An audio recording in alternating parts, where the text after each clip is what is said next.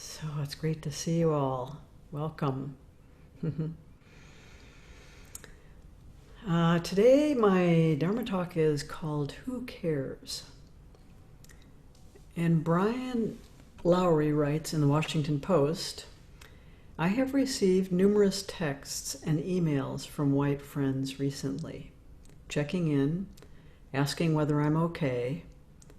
I appreciate the concern, and I want everyone to know I'm fine. Well, I'm as fine as I've been since 1982. That's when, after my family moved to a new neighborhood in Chicago, a group of white kids tried to blow up our car by sticking a rag in the gas tank and lighting it on fire.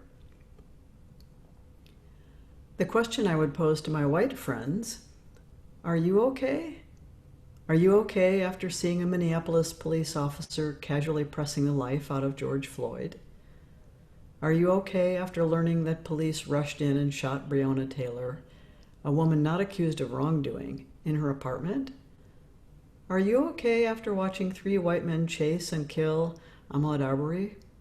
Are you okay after watching an apparently liberal woman functionally weaponize her whiteness in Central Park?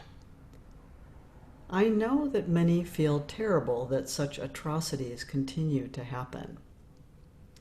I don't know whether people understand that because they are white, they are subject to the same forces that produced Derek Chauvin, the officers in Kentucky, those men in Georgia, and Amy Cooper in New York. Maybe you believe you have nothing in common with these people, that good intentions, tolerant upbringings, or enlightened parenting will protect against such corruption. Maybe you believe the diverse activism on display nationwide will make things right.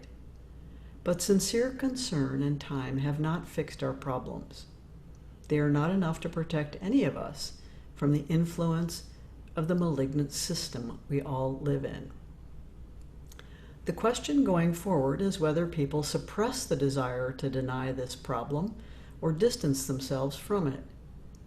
The forces that created the monsters so many now decry also help to generate white privileges. Talk alone will not dismantle a system that has torn at all Americans, body, mind, and soul, since this country's inception. It's time to educate friends and family and demand more of leaders. It is time to be more than a cheerleader or ally and find ways to make permanent change.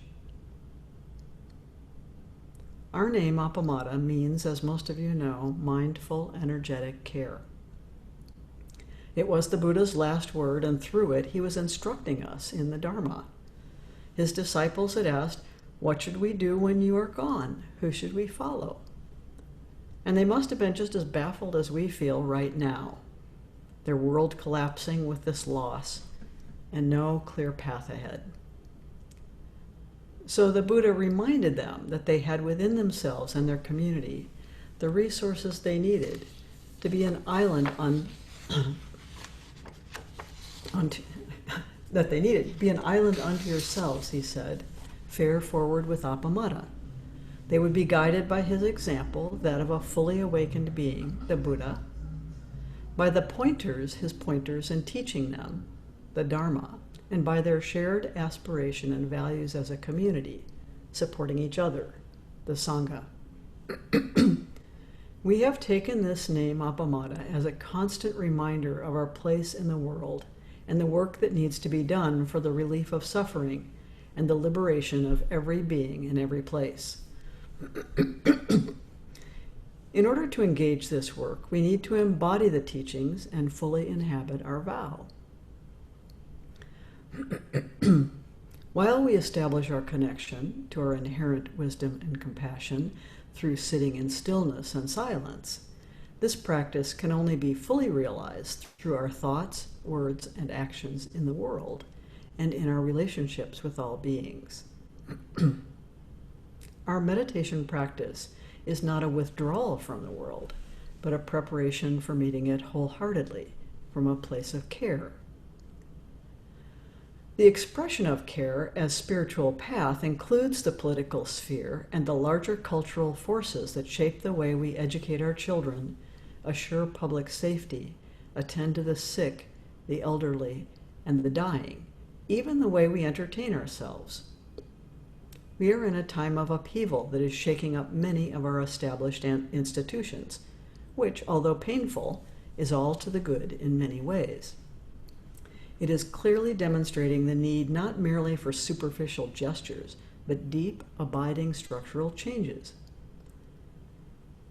I feel so much heartbreak and grief over the unnecessary pain and loss and never-ending struggle for people of color that seems so intractable in our culture.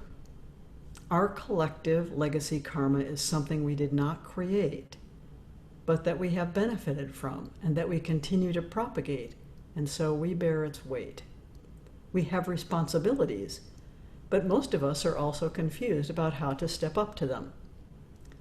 I don't think another book study group or webinar is going to resolve those responsibilities. However, we do need to better understand the situation we are irrevocably enmeshed in if we want our actions to serve our vow and not our conditioning, our desperate need to feel better about ourselves. The solution is not self-punishment and lamentation, but sacrifice. This is not a word we talk about much, but we Americans have been able in the past to sacrifice our self-interested comforts and concerns for the larger good. It happened during the Civil War, the Great Depression, World War II, and it's commonplace following natural disasters and catastrophes such as 9/11. So we know that we have the capacity to act with heart and courage and dedication beyond the narrow limits of our usual habits and comforts. What we haven't grasped fully, I think, is the connection between care and power, care and politics. And this is necessary if we are to evolve social structures and institutions based on care, rather than self-centered greed, hostility, and ignorance.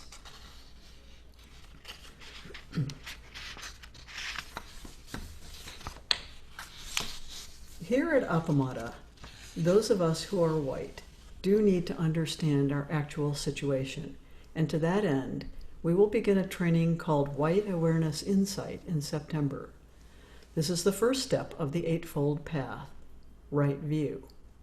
Right view means that we need to be able to clearly see and understand the nature of suffering, its origins and its cessation. How have we participated in created suffering for people of color and supported the structures that perpetuate it? How has our willful blindness hindered our clearly seeing what is true? For this necessary first step, a sacrifice is required. And here's what it is: 2 hours once a month for 8 sessions, some reading, a willingness to be uncomfortable and to face painful subjects, experiences, and our own conditioning, honesty, and care for each other as we undertake this journey of awakening in all its confusion and pain and grief. This discomfort is a tiny, tiny fraction of what people of color have experienced through our ignorance and unwillingness to act. Just as we have our Zen practice as individual meditation and spiritual development, we have Sangha-level Zen practice, the work we do as a community of practice, to continue to deepen the spiritual connections we have with all beings and the evolutionary spiritual path of a Sangha. This is right intention and right effort. Even before we take this first step together as a Sangha, you will certainly be taking individual action that is an expression of your care, arising from your boundless Buddha wisdom and compassion. Here are some steps I know you are already, no doubt, engaged in. Background reading to be informed about racial issues. Participating in Buddhist Action Now, which offers weekly action steps. Marching in solidarity with those who are peacefully protesting. Writing to state, local, and national representatives in government. Sending funds to causes that support this transformational work. Engaging in healing circles and study groups. Supporting Black-owned businesses, restaurants, and services. Volunteering where there is a need. talking with family and friends about the issues, engaging respectfully with those whose views are different from your own, or whose skin color is different from your own.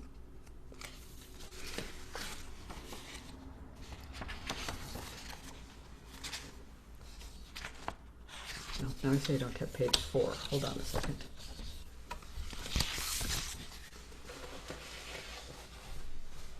I'm missing a page of my talk. Okay, I'm going to have to read it from the computer. So hold on just a second here.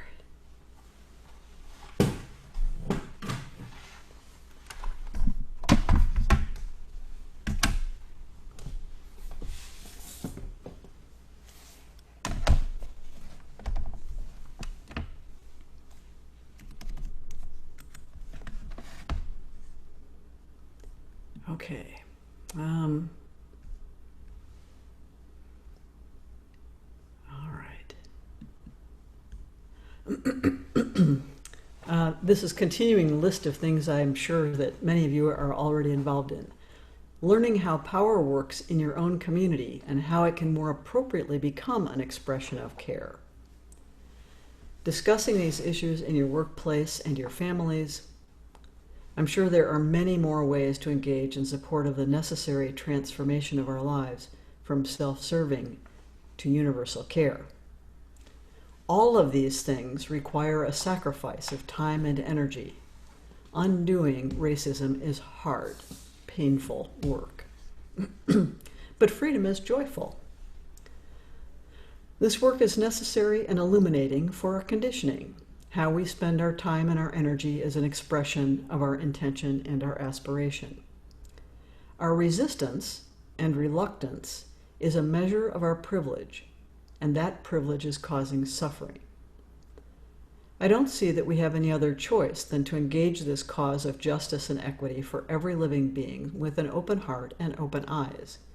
This is right action and right speech. So I'm going to read a little bit from a book by Joan C. Toronto, a professor of political science at the University of Minnesota, called Who Cares? How to Reshape a Democratic Politics.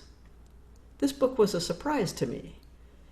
In it, she recasts our democratic ideals not as a contest of rights and freedoms, but as the determination and management of care in a society.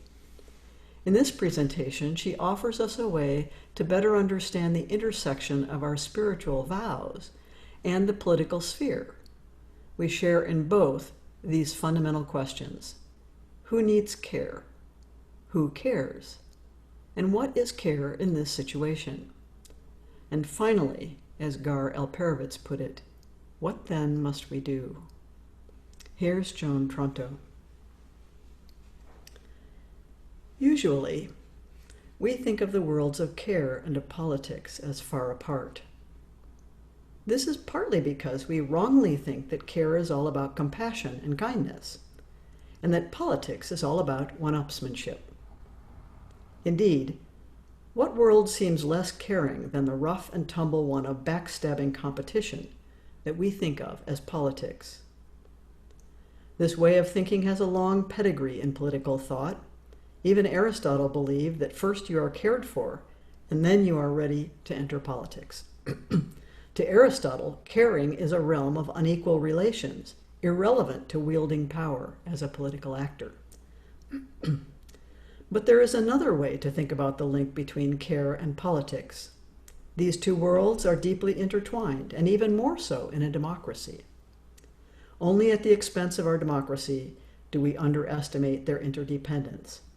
And we need to rethink this relationship if democracy is to continue. We hear often that we are in a care crisis. That is, we face a shortage of formal caregivers to cope with the increased care needs of ever more elders who will need ever more care. But this crisis involves more than demographic and labor market projections.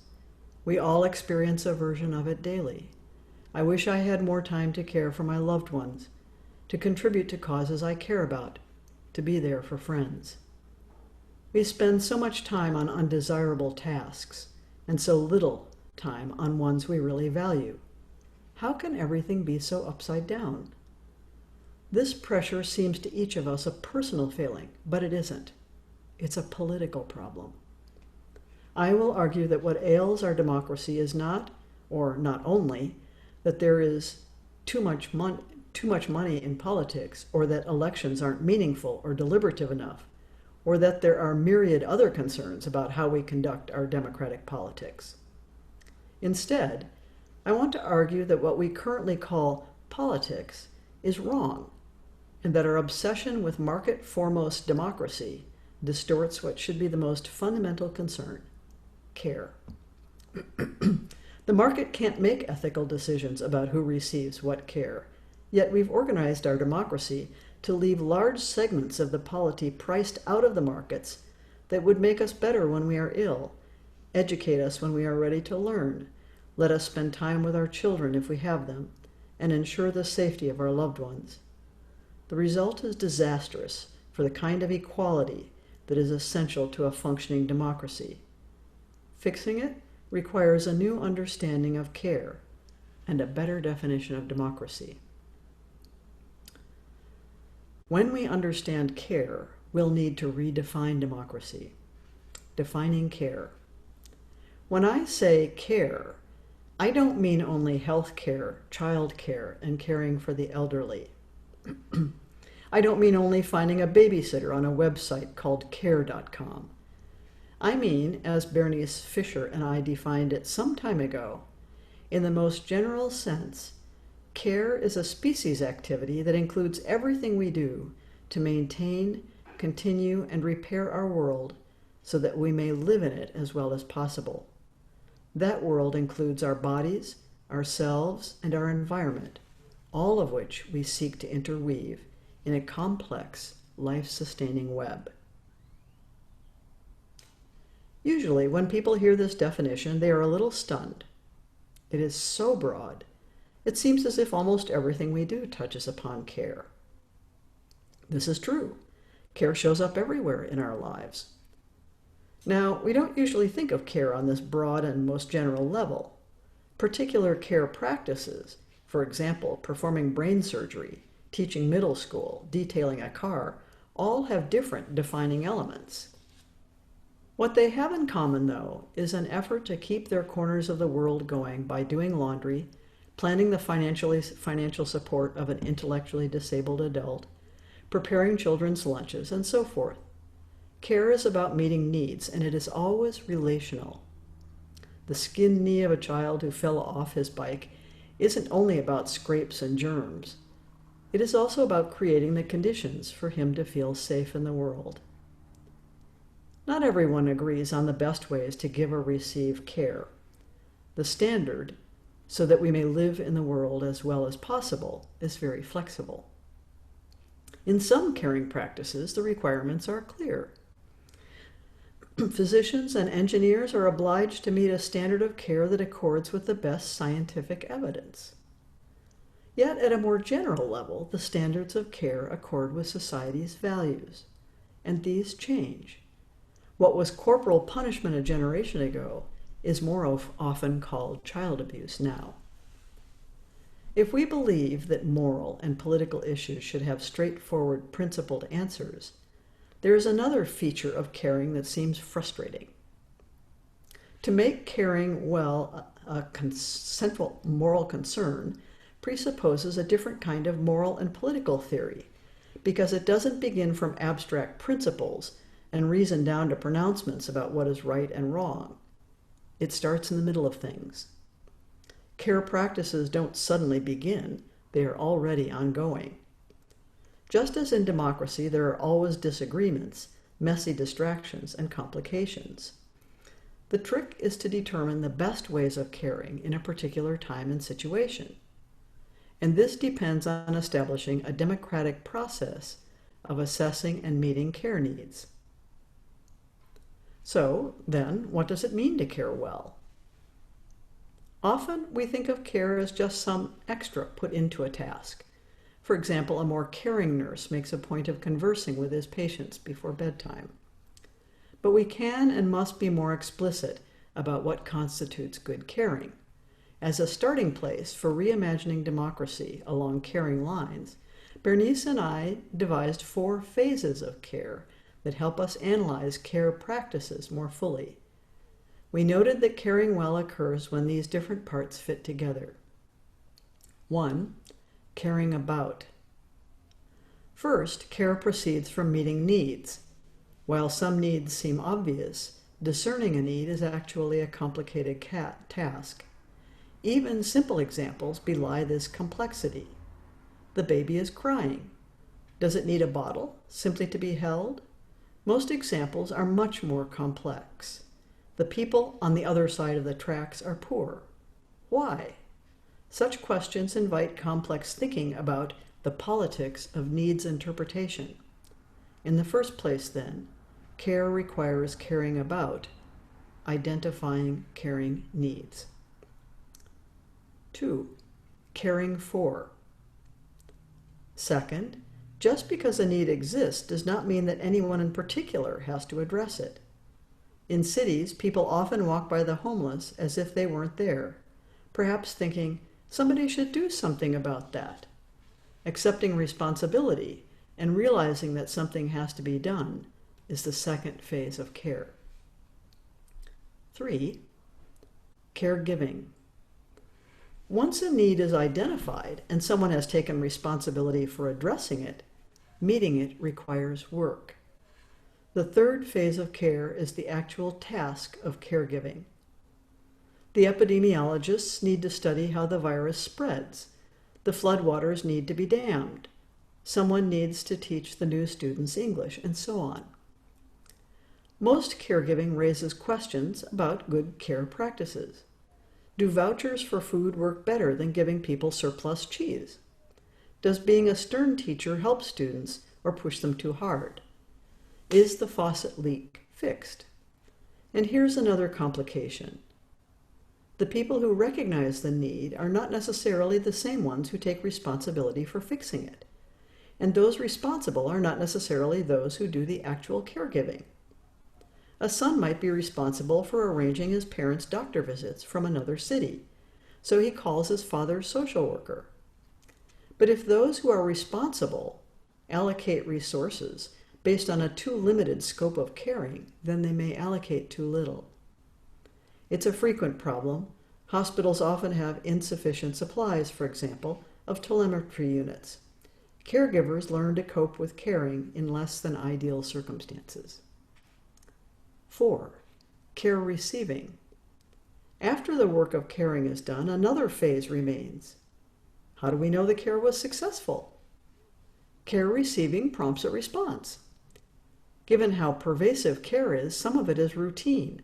Washing the dishes after dinner, filling potholes in the spring, etc. But even if care receivers do not say, "Thank you, that helped," for neither the baby nor the patient still in a coma will necessarily do so, care is not complete until the need is met. That requires looking again at the situation and the resources assigned to improve it. And often, while looking again will lead to recognizing new needs, and the process repeats endlessly. Needs never end until we die. Care is always present, rarely visible, always requiring something of us.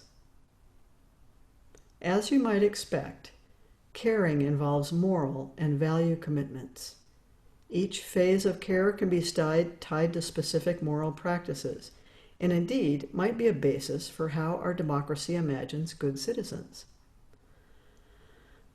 Because we become better at things as we do them more, care practices deepen certain moral and daily skills.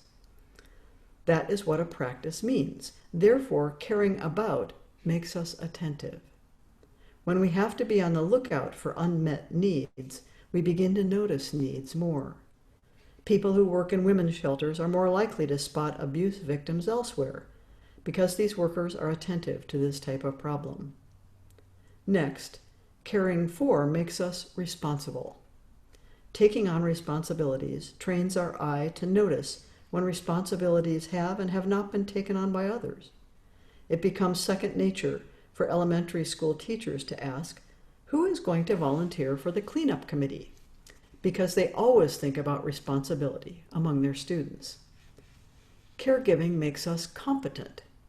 If we are expected to monitor a patient's blood pressure, then we need to know how to do it. Competence is not simply a technical measure. For most people, it becomes a measure of their excellence. Finally, care receiving makes us responsive. If we are going to measure the effects of our care, then we need to know what has happened, how the cared for people or things responded to this care, and what we might do next.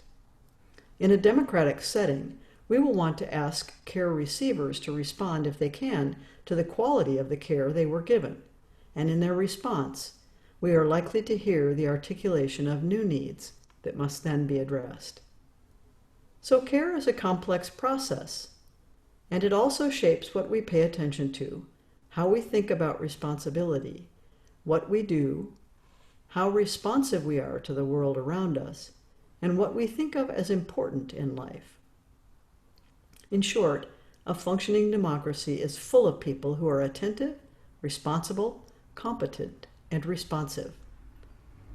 Care is already everywhere, and we all are not only givers of care, we are also, each and every one of us, receivers of care. This is true of all humans when they are young, old, or infirm, but it is also true of you and me every day. Each day we arrange to feed, clothe, and surround ourselves so that we may live in the world as well as possible. We care for others and for ourselves, and others care for us. We stop by the grocery store and buy prepared food for dinner and expect the trash to be picked up. All of this caring activity is constantly going on around us. It is so ever-present that we rarely think about it. But now that we have begun to think about it, let's notice something else about it. Care is always infused with power, and this makes care deeply political. Saying that care is deeply political requires us to think of politics with both a small p and a capital P. Small p politics occurs in everyday life. We don't usually think of our many daily interactions as political, but I argue that we should. Everyday life is political because all caring, every response to a need, involves power relationships. Especially when we are thinking about the care that we can't provide for ourselves, caregivers are in a position of relative power. Infants are at the mercy of their caregivers for protection and food, and sometimes caregivers wield that power in tragic ways. Doctors have power over their patients, and hospitals have worked out protocols, such as informed consent, to try to protect us from abuses of such power. Furthermore, every caring need can be met in myriad ways. How do we respond to the resident in the nursing home who screams, "Help me," all night? Working out a solution with the caregivers, the family, the resident, and other residents is a political process.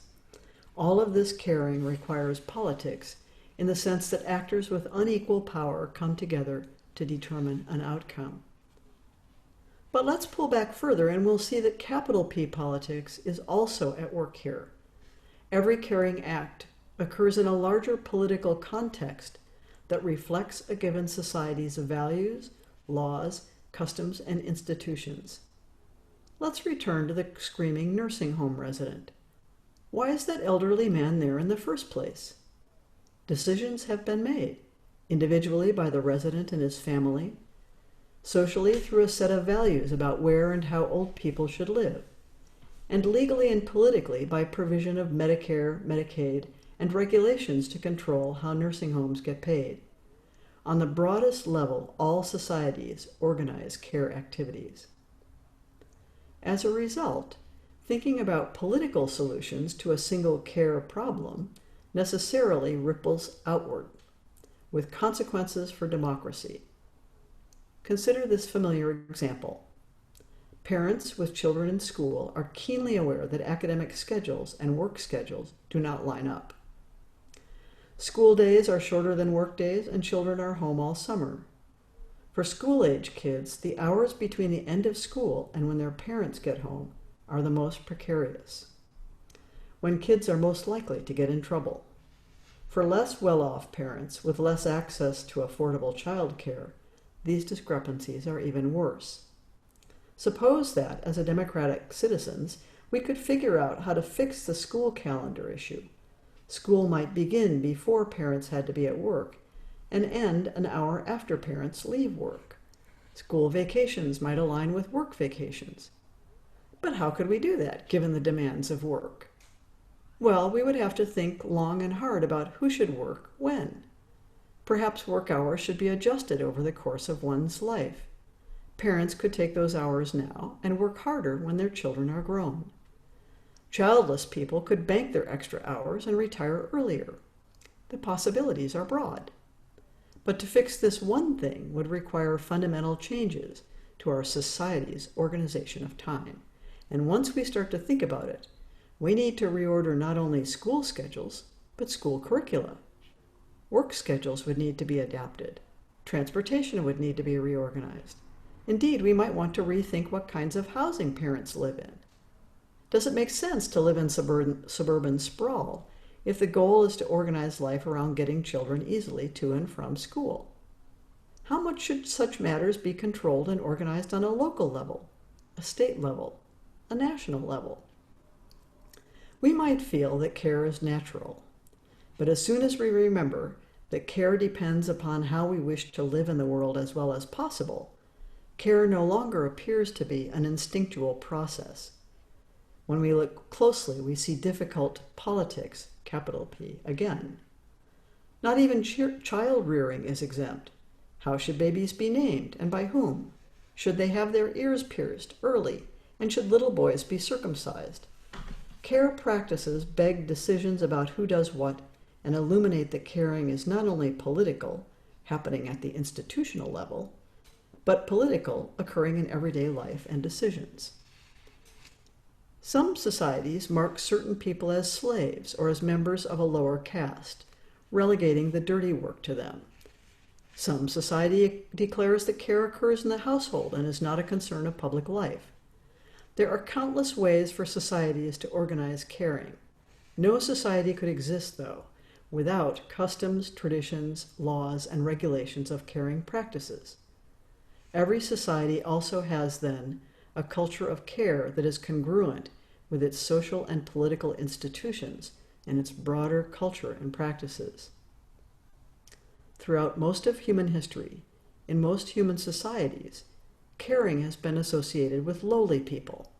Child care workers are among the lowest paid workers in the United States.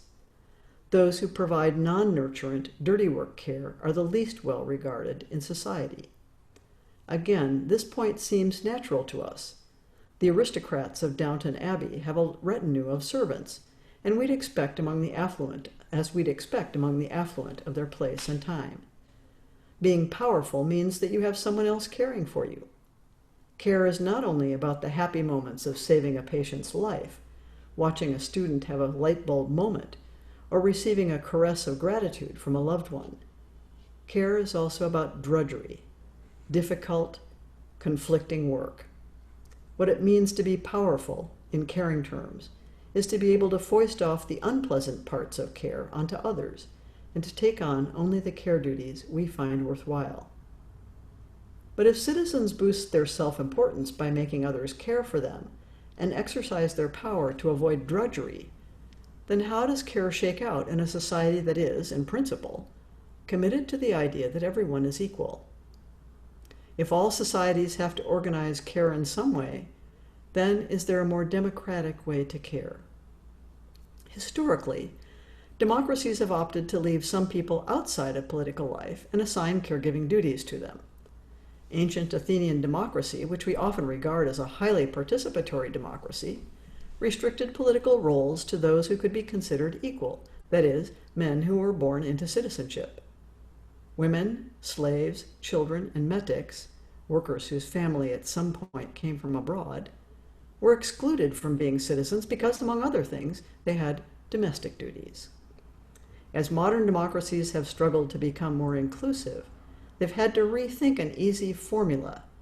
Let's assign care work to those we have excluded from full citizenship. Because care is so ubiquitous and our questions about equality are so much at the center of social values, it might be best to think about democracy in terms of organizing care. By this account, we can redefine democracy to capture the way it has to manage care. So here you might notice a paradox at the crux of my proposition. Democracy requires that people be equal, but mainly care is about inequality. How can we think about turning something that is so unequal into something that is equal? Caring with. So there's just a couple more pages here of this, but it's so good. Any given act of care is unequal, but across generations and across any given person's lifetime, we can set a democratic goal to even out these inequalities. Recipients of Medicare are not called sponges or freeloaders. They are called senior citizens because Medicare and Social Security are an acknowledgement of their past caring contributions. Throughout our lives, there are times of particular need and particular abundance. This balancing of care roles can thus occur on a social level. We can even call it a fifth phase of care, caring with.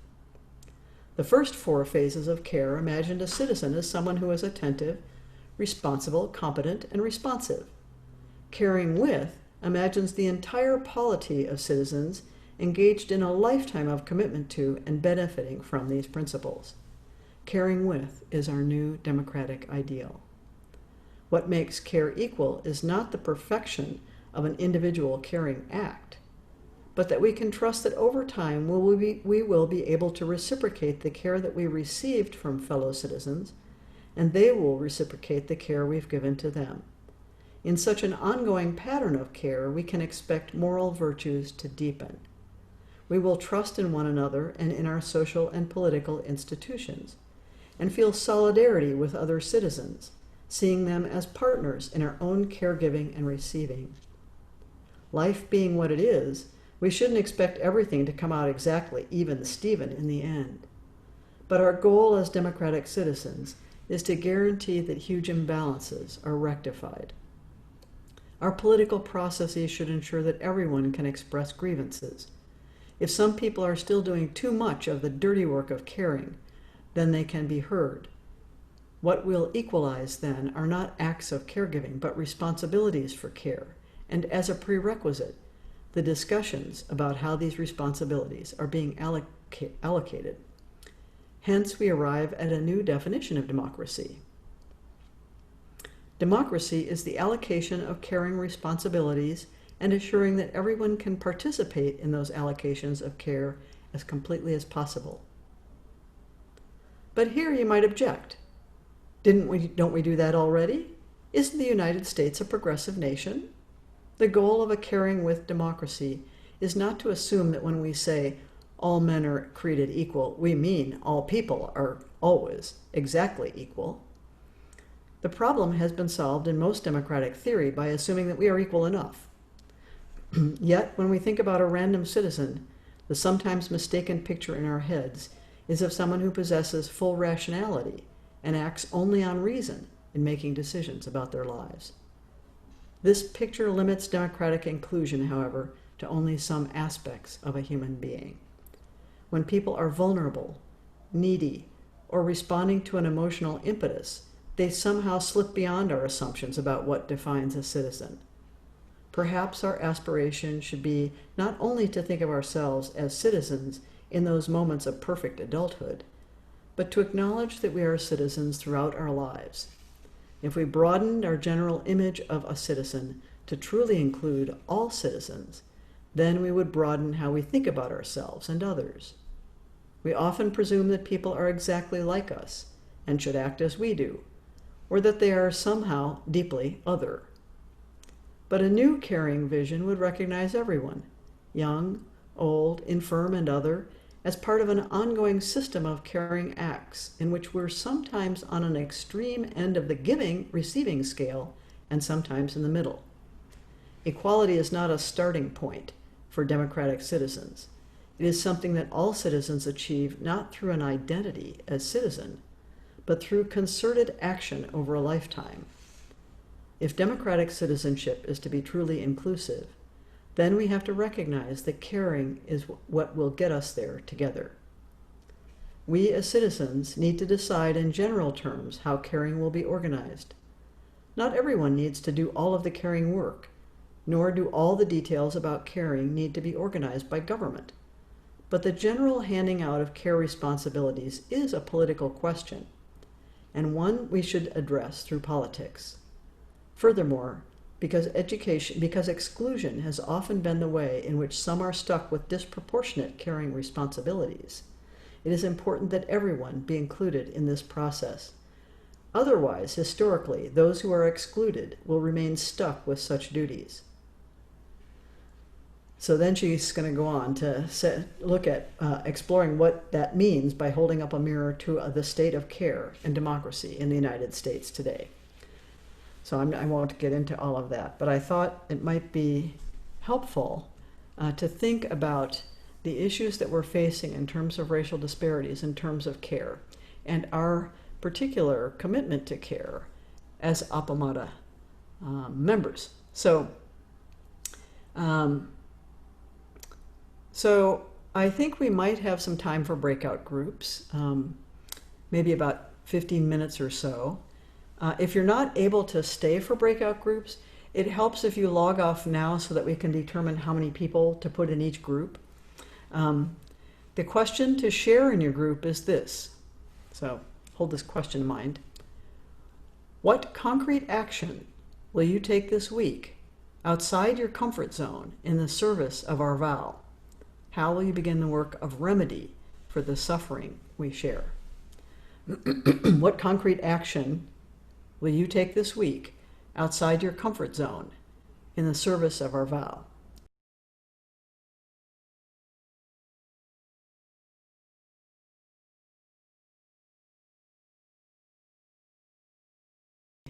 I'm glad we got a chance to do that, but I always enjoy it. I hope it's good for you guys too. Yeah, Ann. I just had one thing I wanted to bring up. It's partly one of my concrete actions, and that is just with the. I'm really happy that as a sangha we're considering these issues, and these breakout rooms were great. And I also have just right away felt landed with me about these white awareness sessions that it effectively excludes the people who are Black, Indigenous, and people of color in our sangha, Intentionally.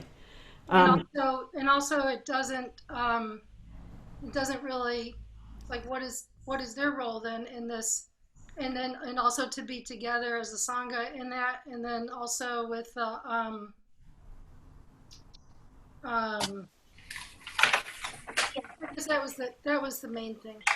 yeah, the understanding and creation of groups or trainings like this is actually comes from Spirit Rock, this particular training. So it's Dharma focused. I know. Um, and the sense is that it's not the burden of people of color to try and educate us about this situation. I know. It's not, and furthermore, we don't want them to feel they have to take care of our feelings or somehow manage our expectations or whatever. But that we want, what we want is for people to understand the parameters of their privilege and the ways that it shows up, and to explore that in a way that's safe, so they can say things even that might be, awkward or uncomfortable for in a safe place, in a place where they don't have to worry about offending someone or being taken the wrong way. Yes. So, so that's the reason for that. Beyond that, the next step is considering together how we create affinity groups or groups particularly for people of color who will then feel nourished and supported by our Sangha. But I think we aren't quite there yet because we have such a small number of people of color in the Sangha. So I'm not sure, what our next step should be, but it should come out of this study of are predominantly, very predominantly, white sanghas study, self-study Well, about. I'll just mention, just throw it out there as one more thing, is then maybe we should turn to the people in our Sangha who are people of color and just to get their feedback on that. And I don't, just an idea, just so it's not so white. Yeah, Mhm. yeah, yeah, yeah, yeah, yeah, yeah, of course. I have, sorry, I want to say something is for me, this exercise, really, thank you so much, Peg, for the exercise, but I have the opposite way. For me, I feel, I'm talking about color, I notice that I'm very aware to ask somebody that is white. You're very aware, pardon me, I missed that part. I'm very aware to ask a favor or to Uh-huh. offer something, like to offer service. I'm not talking about professionally, but like for example, I have a neighbor that I was tried to a couple times to offer my help because she has a child with Down syndrome. Uh-huh. With the lockdown, it was so busy. But I Uh-huh. noticed with this exercise, when this talk and this exercise, the reason that I approach is because immediately I have this, I cannot not say, is this concern about if she's going to say no because I'm Hispanic and she's not going to understand my English, and how she's going to feel because I don't understand that part of the culture, you know? Yeah, In my culture, I wouldn't have these doubts on right. us. Yeah. But in here, I noticed that this more towards the culture, the white, you say white people. I have that feeling. Yeah, yeah. I think that I forget. Let me just click the gentleman in our group. Paul. Yes, yes.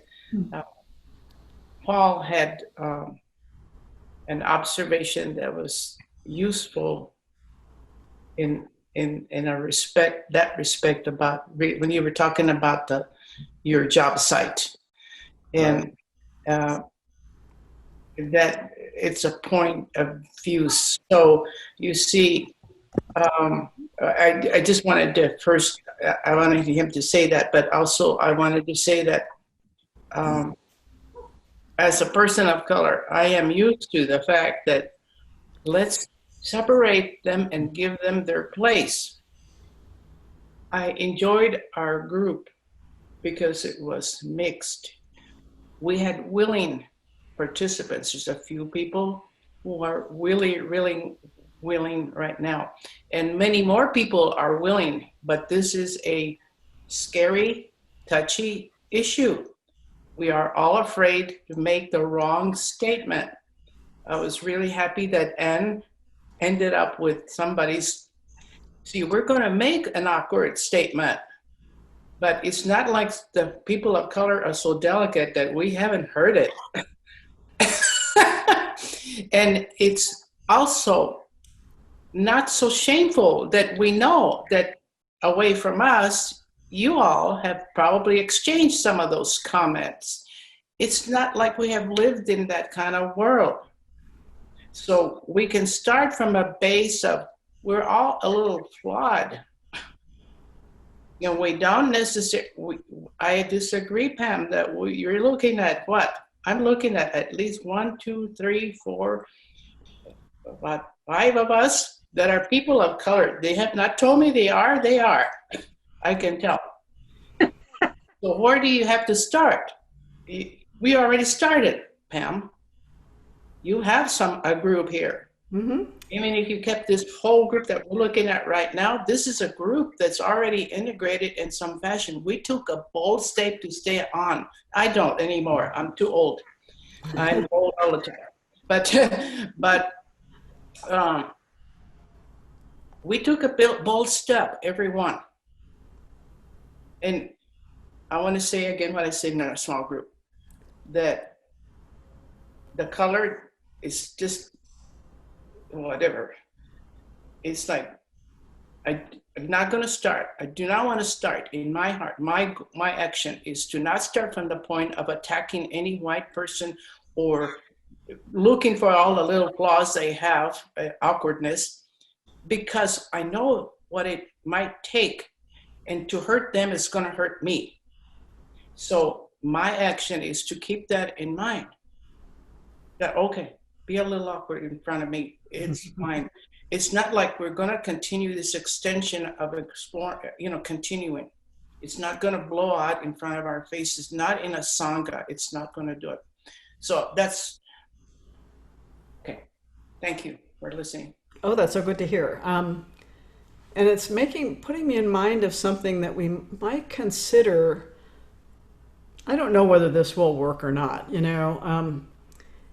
I'm wondering if we might not have a weekly meeting that is basically breakout rooms where people can just talk about these issues, where there isn't any particular teaching going on so much as people really talking about the issues and about how practice comes to bear on them. You know, how, I mean, it's not just a general discussion so much as how do we as Buddhist practitioners meet this situation in a way that's healing for everybody and that moves us toward the kind of society we want to live in. I mean, we don't want to live in this kind of society that's racist and cruel.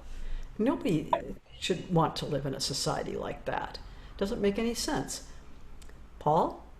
Yeah, I wanted to say that, first of all, before I would make any recommendations or suggestions about the group that you were talking about when you said you were going to start a group, I would want to hear more about what's the purpose and objective of it. I heard you initially, and immediately I thought, oh, I know what she's talking about. But of course, I would really want to know more. However, I would want to say this right now. As you know, and some of you know, I was a firefighter and I worked here at the Austin Fire Department. And in that organization and in that culture, it has a lot of similarities to the police organization and the police culture. The employees, I'm talking about the people within the organization, the employees. So they're very, very similar. And in my experience at Austin, very, very much experienced very much racist attitudes, inequality, the things that we're talking about right now in society. So I have a lot of experience with that in my life. Fast forward to right now, I'm sitting in the room with Appamada practicing Buddhism.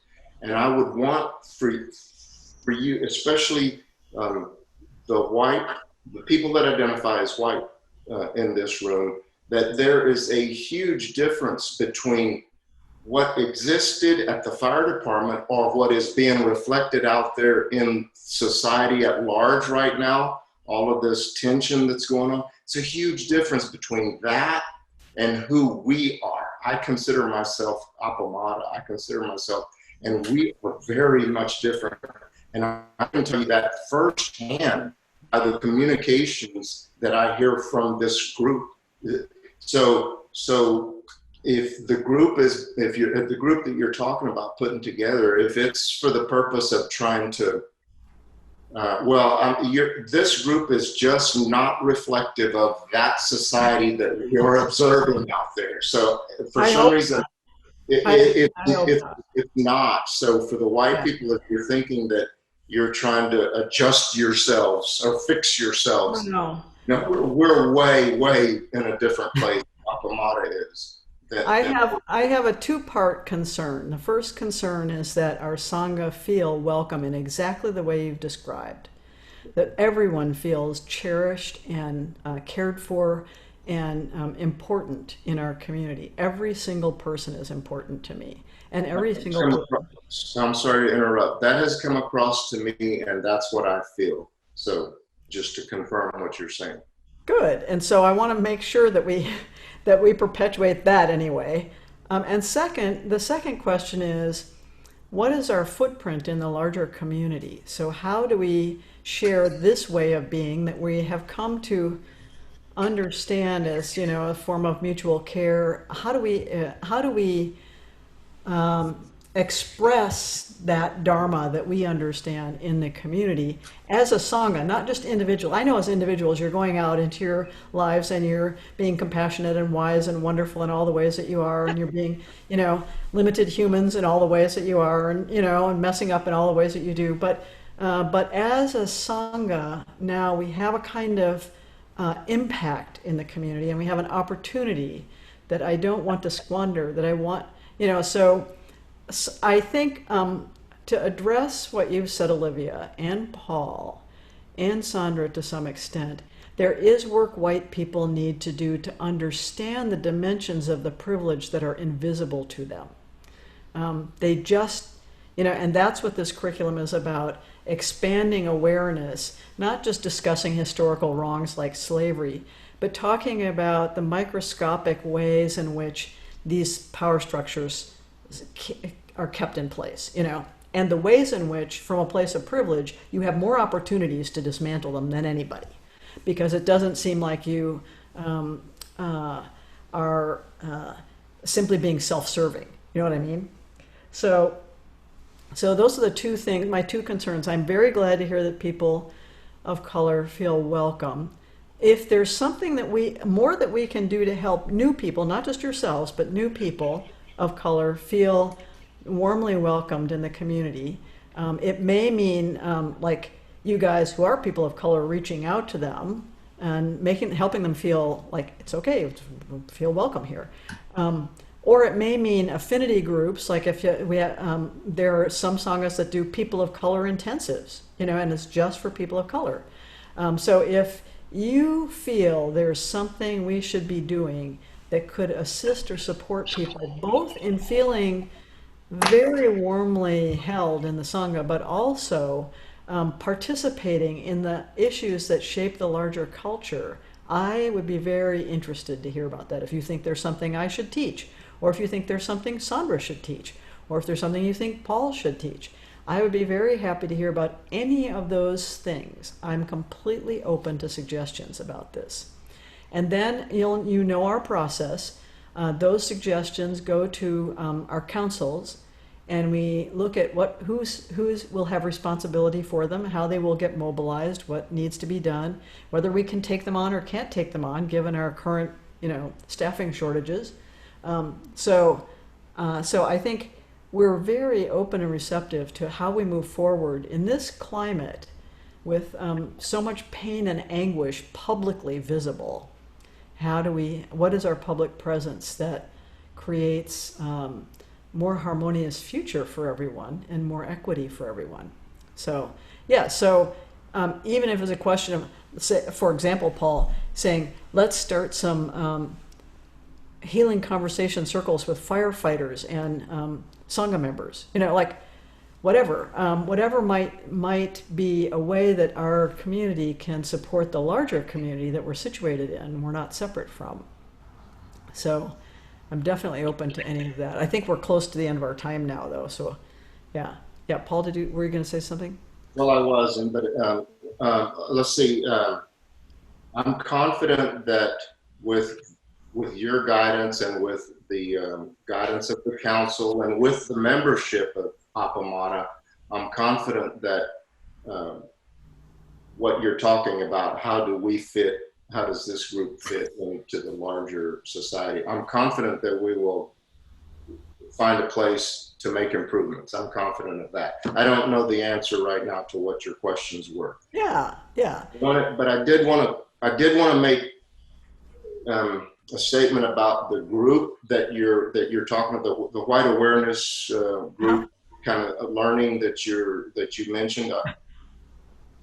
And I just want to say, this is a thought that I had that just came up, and so I just want to express the thought. Since we're talking about inclusion, inclusivity, differences, and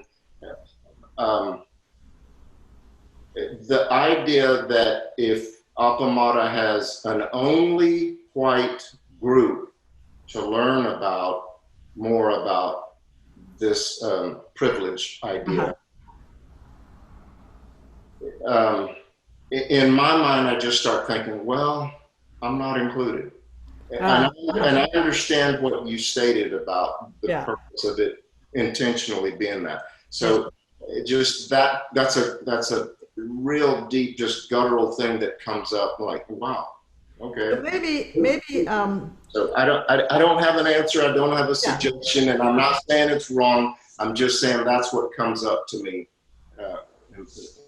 right off the top. Well, I would consider making it inclusive with the caveat that any person of color who joins that training, understand that this isn't their burden, this isn't their responsibility.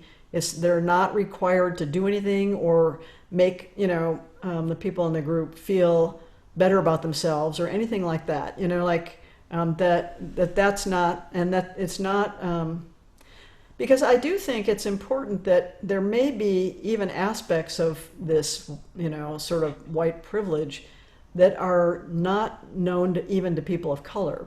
That more of the sort of invisible strings of the society that may not be known. But I'll think about that. I want to look at the curriculum again. And what I'll do is probably I'll send around the curriculum so that people can see what it is. And then they can weigh in a little bit. Yeah. Peg, I just wanted to mention that one of the groups that met, I thought it was the one that was met on Thursday evening. I don't know. One of the groups that was wanting to do that too, for white people to understand their privilege. It was one of those, but they did state, and everyone is welcome, but this is what it's about. And I think that the whole reason for that was to take that aspect out of that we're not excluding you. It's more intended to say, this is the work that we have to do. It's not your responsibility to teach or train us in this, or to make us feel better about ourselves around it. It's more, and we need to be able to avow the things in our history that are painful. I think there's value in separate groups, Paul, in this respect, that like the comment that Anne said that someone said, look, if they need to say it, they need to say it. And it's better that we don't hear it repeated again. If whatever each group needs, they need. The people of color also need some separate voice box. Yes, exactly. Not a matter, we're already talking about separation here. So let's accept that at some point, separate interests or separate viewpoints, should I say, are valid and important. We all need a little safety. The person who needs to speak, they need to do it, but we don't necessarily need to hear it. And they also don't need to hear what maybe we have to say, that sometimes we need to voice with each other. So it's not, we're already talking about separate. Nobody's talking about this. It's hidden here. It's there. It's there. And so also it doesn't mean that there won't be meetings that are totally inclusive. Just the same as we used to have a women's group and a men's group, because there are certain issues about being a man in the Dharma, certain issues about being a woman in the Dharma that are particular to your gender. So there was some interest in that, and even at one point I think we had intensive with women only, because there is such a strong patriarchal tradition in Buddhism, so that there was a way for women to feel free to speak freely about what their experience has been. So I don't know, Jess. I would just to say, what Paul was saying, I had the same gut feeling. Of, sort of that exclusion. It wasn't, and I know the intention, so, but it was that sort of guttural. So I'm definitely understanding what Paul was, I think I'm understanding, what Paul was kind of feeling, and it's hard. I know at the School of Social Work, a couple of years ago, we had a, like a field instructor training, and we're talking about social justice, and we separated. We had the, people of color in one group to kind of talk about our experiences, and then, many other groups. We had one little group, social workers. With this group, I don't know if I would want to be a part of it anyway. So I'm not saying that I would. I'm just, but yeah, I just wanted to say I think I had the same feeling. Yeah, yeah. And I think that is the immediate reaction when we created a women's group. The men got all irate. And so then we created a men's group. I want to clarify, I'm not irate. No. I know you're not. I know you're not. But these are And things, I have not in any bit whatsoever do I think that there is an ill intention by trying to yeah, by what you're talking about. And to Olivia's point, I completely agree and accept and understand that sometimes people need to say what they need to say in their own environment. So I'm respectful of all of that. I said right from the upfront, I don't have an answer. I don't know what the thing to do is or not to do. But I did, as I know that you intend to be inclusive and make everyone feel welcome, I just wanted to say, that's just what came up for me. And it's related without any doubt whatsoever to my past experiences. of course. Yeah, of course. Yeah. Kim? So I've been reactive to this idea of inclusive groups, but I had an experience that kind of changed my mind, and that's when Rupesh led the precept class on misusing sexuality. And at some point in the class, he separated the men and the women in different rooms, and there were conversations that went on, and then we came back and talked. But there were conversations that went on, they would have never gone on had the groups been mixed. And so that changed my mind. I think that sometimes maybe even not going one way or the other, but having conversations where it would be separated and then conversations where everyone would come together might be useful, that not being one way or the other. Yeah. So we'll keep talking about this, and we'll talk about it in councils, my brain trusts, and see what best fits our needs and what people would like to see happen. So obviously, we have lots of very interesting conversations still ahead of us. So, and also finding our way to action that makes sense, that's wise and compassionate. So I don't think that's always obvious either. So, like the Republican senators always sending thoughts and prayers after there's a big mass shooting. We don't want to be like that. We want to have meaningful action and meaningful speech, and we want to make a difference, and we want things to stop being so cruel and so unfair. So how we do that, that's up to us, and we can be creative in the ways that we think about how we do that, but we have to do it in two different ways, internally and externally, right? Taking care that everybody feels cherished in our community, and taking care that we have the impact in the larger community that a Sangha like this should have. So we're way past our time now, so you're all probably starving. I'm starving. So I'll just briefly say about the announcements that we are going to stay closed for the time being. I don't know when we'll open again, maybe when there's a good vaccine. Our May intensive is the 22nd to the 28th. The registration You mean June? June, I mean, yeah. 22nd to the 28th. We'll be getting more information. And registration forms are out, so you should be able to register now. We'll continue the practice period through the intensive. And Tuesday, Flint will again offer inquiry. Tonight there is Young Zen, so I hope folks will I will participate in that.